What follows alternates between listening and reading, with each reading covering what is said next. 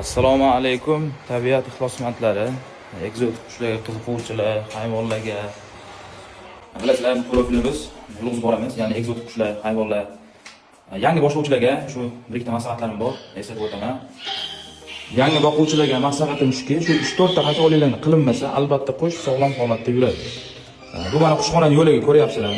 Yo'lagi mana top-toza holatda turibdi, mana ko'rib turibsizlar. Bu videodan oldin tayyorgarlik qilinmagan, doim shu holatda turadi. Har 2-3 kunda tozalov ishlari olib boriladi. Mana bu qushdagi mana. Bu qushdagi mana ko'rib turibsizlar, top-toza holatda. Bu yog'i qonog'ini ham bir oyda bir marta issiq suv bilan artib olasizlar. Ya'ni qanaqadir parazit, mikroblar yopishishi mumkin. Mana bu yog'i esa mana don idish turadigan joyi mana. Bu hali qaralmagan, mana ataylab ko'rsatib qo'ydim.